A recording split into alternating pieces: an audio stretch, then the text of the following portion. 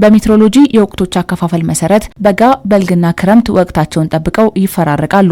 እነዚህን ወቅቶች ተመስርቶም የኢትዮጵያ ሜትሮሎጂ ኢንስቲትዩት ለዚሁ ዓላማ ተብለው ከተቋቋሙ 1400 ጣቢያዎች መረጃዎችን በመሰብሰብ ቀደም ብሎ ስለሚኖረው የአየር ጠባይ አዝማሚያ፣ የዝናብ መጠንና ስርጭት በአጠቃላይ የቅድመ ማስጠንቀቂያና ምክረ ሀሳቦችን ይሰጣል። ታዲያ አሁን ባለንበት የበልግ ወቅት የአየር ጠባይ ትንባያው ምን ይላል? የበልግ ዝናብ ተጠቃሚ በሆኑ የሀገራችን አካባቢዎች መደበኛና ከመደበኛ በላይ የሆነ የዝናብ መጠንና ስርጭት እንደሚኖራቸው በዝናቡ አጀማመር ረገድ በጥቂት የደቡብና የደቡብ ምዕራብ ሀገራችን አካባቢዎች ላይ ቀደም ብሎ ሊጀምር እንደሚችል ትንበያና ቅድመ ማስጠንቀቂያ ተሰጥቶ ነበር ማለት ነው። በአጠቃላይ በ2018 ዓመተ ምህረት መደበኛና ከመደበኛ በላይ የሆነ የዝናብ መጠንና ስርጭት እንደሚኖር ትንበያ ተሰጥቷል። በውሃ አካላት ላይ ያሉ የአየር ሁኔታ ክስተቶች ለበልግ ዝናብ መፈጠር ምቹ ሁኔታን እየፈጠሩ ከመምጣታቸው ጋር ተያይዞ ከእለት ወደ እለት በተለያዩ የሀገራችን አካባቢዎች ጠንካራ የሆነ የደመና ሽፋንና ክምችት ተስተውሏል ማለት ነው። አሁናዊው የአየር ጠባይ በተለይም በልግ ዋነኛ የዝናብ ወቅታቸው ለሆኑ አካባቢዎች እንዲሁም በመስኖ ታግዘው ለሚከናወኑ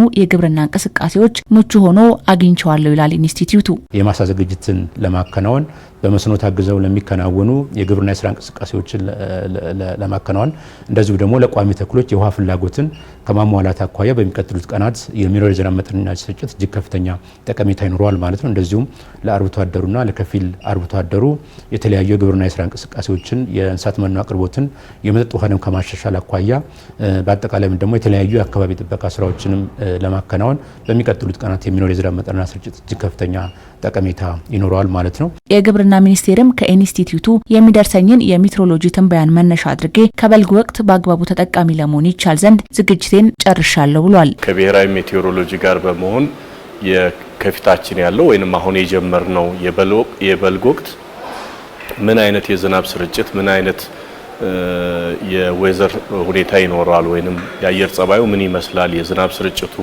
መጠኑ ምን ይመስላል የሚለውን ቀድሞ መረጃ እንዲደርስ ተደርጓል።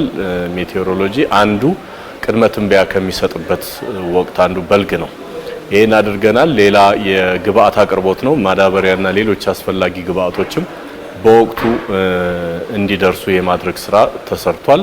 አርሶ አደሩ ወቅቱን እንዲጠቀም ስራዎች መስራታቸውን ያነሳው ሚኒስቴሩ እስካሁን ከክልሎች በተሰበሰበ የበልግ እቅድም 4.2 ሚሊዮን ሄክታር መሬት በዘር ይሸፈናል። ምርትና ምርታማነትን እንዲያሳድጉ ለማድረግ ከፍተኛ ስራ ተሰርቷል። ከክልሎችም ጋር በተደጋጋሚ ይሄን ስራ እንገመግማለን። የእያንዳንዱን ክልል የበልግ እቅድ ወስደን አሁን በአጠቃላይ እስካሁን ድረስ ጠርቶ በቀረበው ወደ 4.2 ሚሊዮን ሄክታር የሚሆን በበልግ ይሸፈናል። እርሻና የዘር ስራ ተጀምሯል። ይሄ ለአርሶ አደርም ለሀገርም ሌላው ምርትና ምርታማነትን የምናሳድግበት ለአርሶ አደሩ ገቢ የሚያገኝበት ጠቃሚ የሆነ አንዱ ወቅታችን ነው በልግ። አርሶ አደሩን በምን አይነት ሁኔታ መደገፍ ይቻላል በሚል የተለያዩ ፓኬጆችም ተዘጋጅተዋል። ለአርሶ አደሩ የሚሰጡ የምክር አገልግሎቶች አጠቃላይ ለበልግ አብቃይ የሚሆኑ ለበልግ ምርት በበልግ ወቅት የሚመረቱ ሰብሎችን ሁሉ ለይተን ለነሱ የሚያስፈልጉ ፓኬጆች ሁሉ ተዘጋጅተው የስልጠና የማንቃት ስራ የማዋየት ስራ የቅድመ ዝግጅቶችን እየገመገሙ እንዲዘጋጁ የማድረግ ስራ ሲሰራ ቆይቷል። አርሶ አደሩም ስለሚያውቅ መቼ መሬት ማዘጋጀት እንዳለበት መቼ ግብአት መግዛትና መያዝ እንዳለበት መቼ የማሳ ዝግጅት ማድረግ እንዳለበት በፓኬጁም ስልጠና ስለሚያገኝ እሱም የረጅም ጊዜ ልምድ ያለው ስለሆነ በዛ መልኩ ስራዎች እየተሰሩ ነውና አርሶ አደሩም በንቃት ነው እየተጠቀመ ያለው። የበልግ ተጠቃሚ ከሆኑ አካባቢዎችም በቆሎ፣ ስንዴና ገብስ በሰፊው የሚመረት ይሆናል። የበልግ ተጠቃሚ ብለን የምናስባቸው ለምሳሌ ማዕከላዊ ኢትዮጵያ፣ ሲዳማ፣ ደቡብ ኢትዮጵያ፣ ደቡብ ምዕራብ ኢትዮጵያ፣ የተወሰነ ክፍሉ ደግሞ ኦሮሚያና የተወሰነ ክፍል እንደዚሁ አማራ ክልል እነዚህ አካባቢዎች ላይ በልግ ተጠቃሚዎች ናቸው። በልግ ላይ ምን ይዘራሉ የሚለው በተለይ ማዕከላዊ ደቡብ ኢትዮጵያ፣ ደቡብ ምዕራብ ኢትዮጵያና ሲዳማ አካባቢ ላይ በቆሎ በሰፊው አንዱ የሚመረትበት ነው።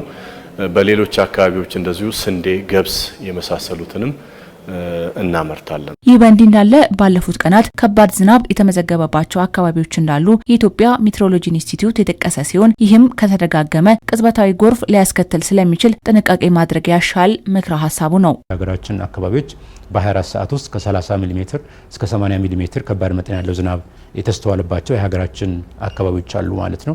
በመሆኑም ይሄ ከባድ መጠን ያለው ዝናብ በተለያዩ የሀገራችን አካባቢዎች ላይ በሚደጋገምበት ወቅት በቀላሉ ወደ ቅጽበታዊ ጎርፍ የመቀየር እድሉ ከፍተኛ ነው።